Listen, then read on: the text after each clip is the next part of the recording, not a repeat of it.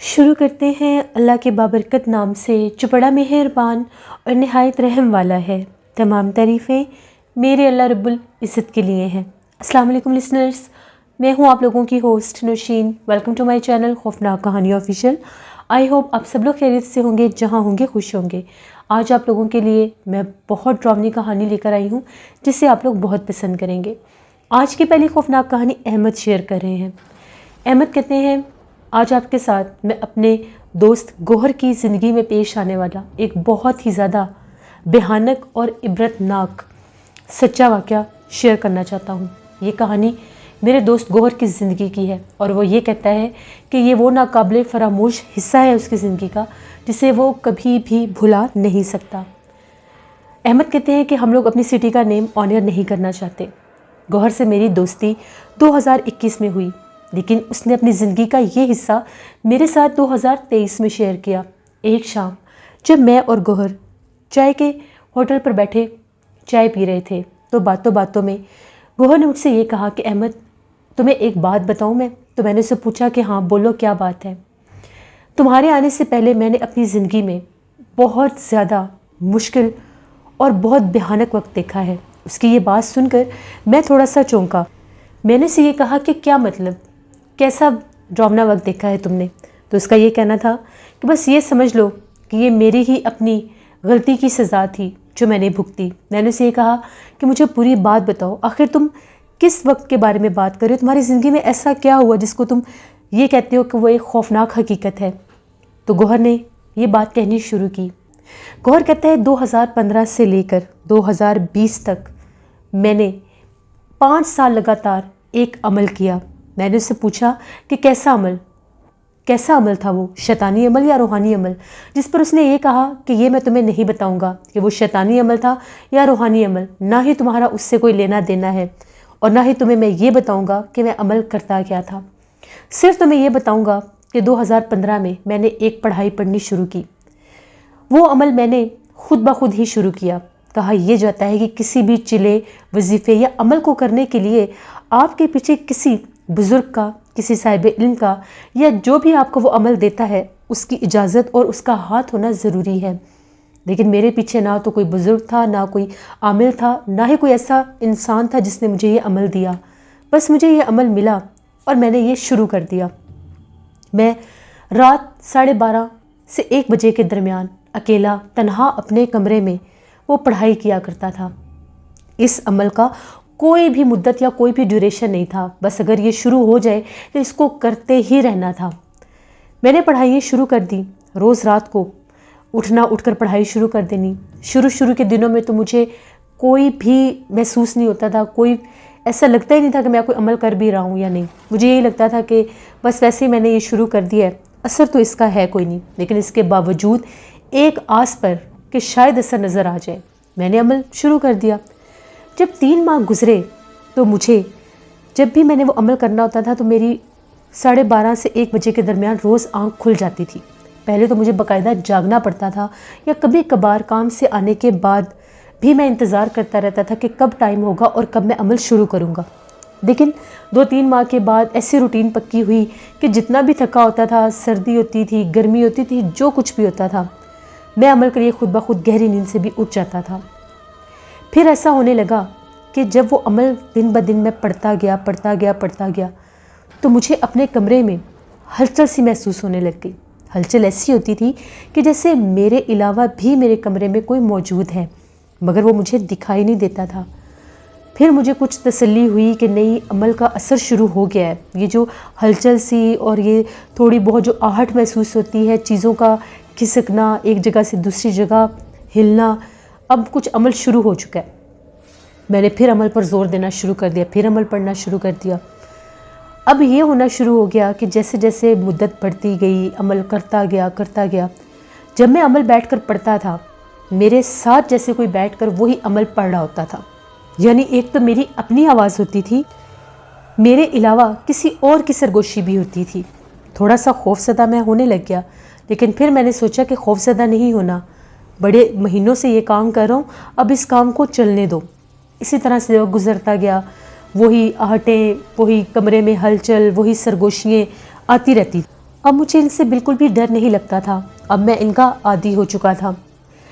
एक रात ऐसा हुआ, गर्मियों का मौसम था, बहुत ज़्यादा हब्स और गर्मी थी। मैंने अमल करना था। अब मैं घर वालों में तो वो अमल कर नहीं सकता था। मेरी फैमिली में मेरे 3 भाई जो कि शादीशुदा थे, इसके अलावा मेरे वालिदैन थे, वो भी, उनके भी अलग कमरे थे सर्दियों के मौसम में, और मैं अपने अलग कमरे में होता था। लेकिन जब गर्मियाँ आई तो उन लोगों ने बाहर सहन में सोना शुरू कर दिया, क्योंकि गर्मी हद से ज़्यादा होती थी। मैंने क्या किया कि मैं उन सब से अलहदा होने के लिए छत पर चला गया। छत पर मैंने चारपाई बिछाई, मैं अकेला था छत पर, और मैं छत के ऊपर जाकर लेट गया। अभी अमल का टाइम शुरू होने में थोड़ा सा वक्त था, लेकिन मुझे नींद नहीं आ रही थी, तो मैंने वैसे ही दिल में वो अमल पढ़ना शुरू कर दिया। जब मैं वो अमल पढ़ रहा था तो जिस तरह से नॉर्मल एक इंसान की नज़र चाँद पर चली जाती है, मेरी नज़र जब चाँद पर पड़ी, मैं चाँद को बहुत गौर से देख रहा था। 14वीं रात का चाँद था, फुल मून था। तो जब मेरी चाँद पर नज़र पड़ी तो चाँद मुझे साइज़ में बड़ा लग रहा था, जैसे चाँद का साइज़ बढ़ने लग गया है। मैंने एकदम से अपने आप को झटका दिया, दोबारा मैंने देखा। मैंने कहा शायद मेरा वहम है कि मुसलसल एक चीज़ को देखते रहें तो सम टाइम ऐसा होता है कि जैसे उसका साइज़ बढ़ रहा है या उसको उसमें हलचल सी हो रही है, मूवमेंट हो रही है। फिर मैंने पढ़ाई शुरू कर दी। पढ़ाई तो मैं मुसलसल कर ही रहा था। पढ़ाई करते करते फिर मैंने आंखें बंद कर लीं। काफ़ी देर आंखें बंद रखने के बाद जब मैंने दोबारा चाँद की तरफ देखा, अब चाँद का साइज़ इस हद तक बड़ा हो चुका था, जैसे पूरे आसमान के ऊपर वो चाँद है, वो अभी मेरे ऊपर गिर जाएगा, वो बड़ी तेज़ी से मेरे करीब आ रहा है। ये मंज़र देखकर मुझे ऐसा लगा जैसे क़यामत आ गई है, अभी ये चाँद ज़मीन से टकराएगा और सब कुछ तहस नहस हो जाएगा। मैं उस खौफ में तेज़ी से सीढ़ियों से चीखें मारता हुआ नीचे भागा। जब मैं नीचे भागा तो मेरे घर वाले भी जागे। मैंने उन्हें कहा कि बस क़यामत आने वाली है, मेरे ऊपर अभी चाँद गिरने लगा था। मेरे घर वालों को ये पता था कि मैं कोई पढ़ाई करता हूँ, लेकिन उनसे मैं झूठ बोलता था कि मैं क्या पढ़ाई करता हूँ। सब ने मुझे डांटना शुरू कर दिया, हम तुम्हें मना करते हैं, तुम ये अमल छोड़ दो, तुम पता नहीं कौन कौन सी पढ़ाइयाँ पढ़ते रहते हो, ये उन्हीं का नतीजा है। यहाँ तक कि मेरे भाइयों ने मुझे बहुत मारा भी, मैंने फिर भी वो अमल नहीं छोड़ा। अगले दिन फिर वही रूटीन, मैंने फिर अमल पढ़ना शुरू कर दिया। वक्त गुजरता गया, तकरीबन 1.5 साल हो गए थे जब मैं ये अमल कर रहा था। 1.5 पौने 2 साल की बात है जब मैं ये अमल कर रहा था। तो एक रात की बात है, मैं बाहर सहन में चारपाई पर लेटा हुआ था, बिल्कुल आराम से सोया हुआ था। अमल करके आके मैं सो गया। मुझे नहीं पता, मुझे किसी चीज़ ने उठाया और उठाकर बहुत ज़ोर से ज़मीन पर पटका। इतना ज़ोर से मुझे ज़मीन पर गिराया कि जो मेरा बाजू था वो उस पर इतनी सख्त चोट लगी कि जैसे बाजू का जो कोई जॉइंट होता है और वो जैसे डिसप्लेस हो जाता है, वो मेरे बाजू का हाल हो गया। मैं बेहोश, मेरे घर वालों ने मुझे जब देखा कि ये गिरा, मेरी चीखें निकली दर्द के मारे, उस तकलीफ़ के मारे मैं बेहोश हो गया। मुँह पर पानी के छींटे मारे, मेरे हाथ पाँव जब उन्होंने उन पर भी मालिश की, उनको मला के इसको होश आ जाए। मुझे होश आया तो मैंने उन्हें सारी बात बताई कि मैं सोया हुआ था तो मुझे किसी ने बहुत ज़ोर से पटका है। वो फिर मेरे पीछे लग गए कि तुम जान नहीं छोड़ते, तुम पता नहीं क्या पढ़ाइयाँ पढ़ते हो। उन लोगों के सामने मैं कहता था कि मैं नहीं पढ़ूंगा, मुझे बड़े दम वगैरह भी करवाते थे, क्योंकि मुझे गुस्सा बहुत आने लग गया था।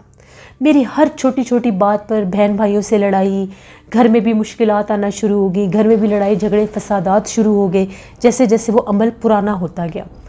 यहाँ तक कि मेरे पर उस अमल को पढ़ने का इतना असर हो गया था, इतना पावरफुल वो मुझे अमल लगने लगा कि अगर कोई मेरे से लड़ाई करता था तो उसकी नेक्स्ट डे तबीयत ख़राब हो जाती थी, या सम टाइम सेम डे उस बंदे की तबीयत ख़राब हो जाती थी, उसका सर पकड़ा जाता था, उसकी हालत ख़राब हो जाती थी। तो मेरा इस अमल के ऊपर और ज़्यादा बिलीव होना शुरू हो गया। लेकिन ये चीज़ें मेरे नज़र से हट रही थी कि घर के हालात कैसे हो रहे हैं। फिर मेरे घर वालों ने जब ये सारे मामले देखे, उन लोगों ने कहा कि इसका एक ही हल है, इसकी शादी कर देते हैं। जब इसकी शादी हो जाएगी तो ये खुद ही अमलियात छोड़ देगा। वो मेरे से बहुत पूछते थे कि तुम आखिर क्या अमल करते हो, तुम पढ़ते क्या हो। मैंने आज तक किसी को ये नहीं बताया। फिर मेरे घर वालों ने मेरी शादी कर दी। 2017 में मेरे घर वालों ने मेरी शादी कर दी। शादी के बाद भी मैंने अमल नहीं छोड़ा। मेरी बीवी जब सो जाती थी तो मैं अपने टाइम पर उठकर अमल पढ़ना शुरू कर देता था। एक दो बार उसके दरमियान में आँख भी खुली तो वो मेरे से पूछती थी तो मैं उसको उस टाइम जवाब नहीं देता था, लेकिन सुबह उठकर बताता था कि मैं तहज्जुद के बाद ज़िक्र अस्कार करता हूँ तो मैं वो पढ़ता रहता हूँ। एक दफ़ा ऐसा हुआ, मेरी मिसेज़ जो थी वो अपने मैके गई हुई थी, उनका वहाँ पर कोई फैमिली फंक्शन था, 2-3 दिन के लिए उनका वहाँ पर स्टे था। तो एक रात मैं अपने कमरे में बैठा अमल कर रहा था। अमल करके जैसे मैं उठने लगा, मेरे कंधे पर किसी ने हाथ रखा। वो हाथ इतना वज़नी था कि मेरा पूरा कंधा एक साइड को झुक गया। ना तो मैं अपना कंधा हिला सकता था और ना उठा सकता था। और उसके साथ जो भयानक आवाज़ मैंने सुनी वो किसी इंसान की आवाज़ नहीं थी, ना ही वो किसी जानवर की आवाज़ थी। वो आवाज़ ऐसी थी जैसे कोई बकरा या गाय इंसानी ज़ुबान बोल रहा है। और उसने मुझे ये कहा था कि अभी मत उठो, अभी पढ़ाई जारी रखो। उसने मुझे वाज़े अल्फाज में इतनी भयानक आवाज़ निकाल कर ये बात कही। अब मैं चाहकर भी नहीं उठ सकता था। मुझे खौफ पड़ गया कहीं उठूँगा तो ये मखलूक मुझे नुकसान दे देगी। मैं फिर बैठकर पढ़ने लग गया। उसके बाद जब काफ़ी देर गुजरी फिर मैं उठा, मैं जाकर सो गया। उसके बाद मुझे कुछ भी नहीं हुआ। इसी तरह से मेरी मिसेज़ वापस आ गई। फिर कुछ अर्सा मैं पढ़ाइयाँ करता रहा। वो हलचल आहटें, वो सरगोशियाँ, वो साथ साथ सब चल रहा था। एक रात फिर मैंने अमल करना था। मेरी मिसेज़ सो रही थी तो मैंने ये सोचा कि क्यों ना मैं छत के ऊपर स्टोर रूम के साथ वाला जो बरामदा है वहाँ पर बैठकर अमल कर लेता हूँ। ये खामख़ा जाग जाती है, मुझे देख लेती है। फिर ये मेरे वालिदैन को, मेरे घर वालों को शिकायत लगाती है। वो फिर मेरे से लड़ते हैं कि तुम अभी भी अमल नहीं छोड़ते। मैं गया, सब घर वाले सो रहे थे, मैं चुपचाप गया। मैंने जाकर उस बरामदे में बैठकर पढ़ाई शुरू कर दी। सामने बिल्कुल स्टोर रूम था और वहाँ पर एक पुराना जैसे टूटा फूटा सामान होता है वैसे एक सोफ़ा था, वो हमने वहाँ पर स्टोर रूम में फेंका हुआ था। लेकिन जहाँ पर बैठकर मैं पढ़ रहा था मेरे सामने बिल्कुल वो सोफ़ा बनता था। पढ़ाई करते करते एकदम मेरी नज़र उस सोफ़े के ऊपर पड़ी। जब मेरी नज़र उस सोफ़े के ऊपर पड़ी वहाँ पर मैंने बैठी देखी एक औरत। वो जो औरत थी वो इतनी भयानक थी कि उसको देखकर मुझे ऐसा लग रहा था मेरी भी जान निकल जाएगी मेरे जिस्म से। उसने बिल्कुल स्याह कलर का लिबास पहना था और उसका लिबास इतना लंबा, इतना बड़ा था कि ऐसे लग रहा था पूरी ज़मीन पर उसका लिबास फैला हुआ है। उसका चेहरा इंतहाई भयानक था। अंधेरे में भी उसका वो चेहरा साफ नज़र आ रहा था, जला हुआ चेहरा, टेढ़ी गर्दन एक साइड पर, मुंह से निकली हुई ज़ुबान और आंखें ऐसे थी जैसे अंगारे और उनमें से खून बह रहा है और ज़ुबान से भी जैसे खून बह रहा है। हाथ बहुत लंबे और आगे बहुत लंबे लंबे उसके नाखून थे। सर के बाल बेतहाशा लंबे और सर भी बहुत बड़ा और इतने गंदे बाल कि जैसे उनको धोए हुए सदियों ज़माने बीत गए हैं। और इस हद तक वहाँ पर बदबू और ताफुन था कि वो मंज़र देखकर और उस एटमॉस्फेयर को फील करके बस मुझे यही था कि अभी मैं गया। जब उसने मुझे देखकर, बिल्कुल वो मेरे सामने बैठी मुझे देख ही रही थी, एकदम से जब वो हंसी, उसके इतने भयानक लंबे दांत और उसका हुलिया देखकर मैं चीखे मारता हुआ नीचे भागा। मैंने इतना शोर मचाया। जब मैं नीचे उतरा मैं वहीं पर गिरा और बेहोश हो गया। घर वालों को पता चल गया कि ये फिर अमल कर रहा था और अब ये गिरा है, पता नहीं इसके साथ हुआ क्या है। फिर पानी के छींटे मारे मुंह पर। बड़ी मुश्किलों के बाद जब मुझे होश आया, मेरी हालत बहुत गैर थी। मैं अब टोटल बदल चुका था। जब मुझे होश आया बस मैं यही चिल्ला रहा था बार बार, मुझे बचा लो, मुझे वो मार देगी। उसका वो भयानक चेहरा मेरी आंखों से हटता ही नहीं था। घर वाले मेरे से कस्में उठवाएं कि तुमने अभी अमल नहीं पढ़ना, पता नहीं तुम क्या कर रहे हो, घर के हालात देखो, तुम्हारी ज़िंदगी डिस्टर्ब हो चुकी है, जो काम था वहाँ से जवाब हो गया, उन्होंने काम से निकाल दिया मुझे। हालत ही ऐसी हो गई थी मेरी खौफ के मारे। फिर मुझे ये किसी साहिब इल्म के पास लेकर गए, फिर दम वगैरह करवाए। मैंने बीच में से अमल छोड़ने की भी कोशिश की। यानी जब मैं नहीं पढ़ता था मुझे ख्वाब में वो मखलूक डराती थी, वो आकर कहती थी तुमने पढ़ाई छोड़ दी है, तुमने पढ़ाई पढ़नी ही पढ़नी है, तुमने शुरू किया, तुमने पढ़ाई नहीं छोड़नी। मैं डर के मारे फिर पढ़ाई शुरू कर देता था, लेकिन मैंने पढ़ाई की कुछ तादाद कम कर दी, लेकिन इसके बावजूद वो चीज़ मेरा पीछा नहीं छोड़ती थी। अगर मैं भीड़ भाड़ में होता था, जहाँ पर रश होता है, वहाँ पर मुझे कुछ नहीं होता था, लेकिन जैसे मैं अकेला होता था, मेरे साथ साथ कोई चलता था, उसके कदमों की आहट, उसकी प्रेजेंस मुझे फील होती थी। मैं बहुत ज़्यादा डरने भी लग गया, खौफज़दा भी हो गया कि ये पता नहीं अब मेरे साथ क्या हो रहा है। अब एक खौफ भी दिल में बैठ गया कि अगर पढ़ाई छोड़ी तो वो तो मुझे जानी नुकसान दे देगी जो मखलूक है। फिर एक दफ़ा ऐसा हुआ, इस वाक़े के बाद मैं डर गया। जो मेरी वालदा थी, उनके एकदम से तबीयत ख़राब हुई। उन दिनों में भी जैसे मैं पढ़ाई से हटने की कोशिश कर रहा था, खौफ जो तारी हो चुका था उसको देखने के बाद और जो हालात होने लगे थे, उनको हार्ट अटैक हुआ और उनकी 2020 में डेथ हो गई। बस उसके बाद मैं बहुत डर गया।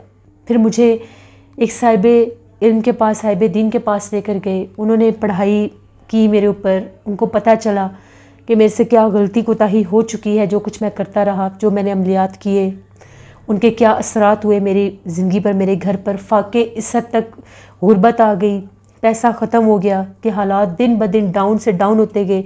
बीवी नाराज़ होकर घर चली गई क्योंकि हालात घर के बहुत ख़राब हो चुके थे। फिर उन्होंने मेरा इलाज किया, 6-7 माह लगातार इलाज किया, तावीज़ात दिए, गले में पहनने के लिए दिए, घर में लगाने के लिए दिए, बहुत उन्होंने मेरे ऊपर कोशिश की। तब जाकर 6-7-8 माह के बाद उस मखलूक का मुकम्मल मेरी ज़िंदगी से ख़ात्मा हुआ। वो मेरी ज़िंदगी से निकल गई। वो 5 साल से जो कुछ मैं करके आया, जो कुछ मैंने खुद किया, सुने सुनाए अमलियात को लेकर, उन्होंने मुझे ये खमियाजा दिया, ये मेरे हालात हुए। फिर मैं ठीक हुआ। उसके बाद अहमद कहते हैं गौहर की मेरे साथ दोस्ती हो गई, लेकिन आज तक उसके दिल में वो राज है कि वो अमल क्या था, उसने क्या किया था, क्या नहीं। लेकिन वो ये मैसेज देना चाहता है आपके सभी सुनने वालों को। अहमद कहते हैं कि खुदारा कभी सुने सुनाए अमलियात मत करें। जिन्नात किसी को कुछ नहीं दे सकते, देने वाली ज़ात रब की है। वो सबको देता है, जिन्नात को भी वही देता है, इंसानों को भी वही देता है। दुनिया की हर मखलूक का मालिक वाहिद सिर्फ अल्लाह है, उसी से मांगे। नमाज़ पढ़ें, कुरान पाक पढ़ें, सिर्फ रब से मांगे, अल्लाह पर यकीन रखें, अल्लाह देता है। कभी ऐसे रास्तों पर मत चलें। लोग सुने सुनाए अमलियात शुरू कर देते हैं, फ़लाँ को ये मिल गया तो आप भी अमल कर लें, फ़लाँ ने ये पढ़ाई की उसको ये मिल गया, फ़लाँ ने ये पढ़ाई की उसको ये मिल गया। जब तक आप उस अमल की, उस वजीफ़े की ख़ुद तस्दीक ना करें, तब तक आप शुरू ना करें, क्योंकि आपको नहीं पता कि जो कुछ आप करने जा रहे हैं, जो कुछ आप पढ़ने जा रहे हैं, उसके आपकी ज़िंदगी पर क्या असरात हो सकते हैं। सिर्फ कुरान पाक पढ़ें जो राह हदायत है, अल्लाह पर तवक्कल रखें, तो इंशाल्लाह आपको ज़िंदगी में ऐसे अमलियात की, ऐसी चीज़ों की ज़रूरत पड़ेगी ही नहीं। ये कहानी थी जो अहमद ने शेयर की, गौहर की। मेरे लिसनर्स को साथ मैसेज भी दिया। बिल्कुल ये मैसेज आप लोगों के लिए एक नसीहत भी है कि कभी भी ऐसा कुछ ना करें। और मेरी दुआ भी है कि अल्लाह हम सबको अपने हिफ्ज़ व अमान में रखे, अल्लाह गौहर को भी अपने हिफ्ज़ व अमान में रखे, और ऐसे सभी लोगों को अपने हिफ्ज़ व अमान में रखे जो अपना ईमान कमज़ोर करके इन कामों की तरफ निकल पड़ते हैं।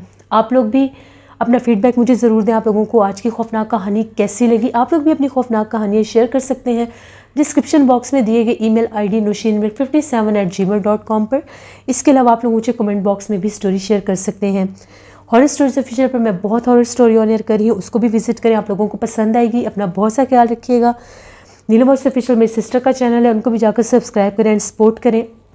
Thank you for listening my story. Stay blessed. अल्लाह निगहबान।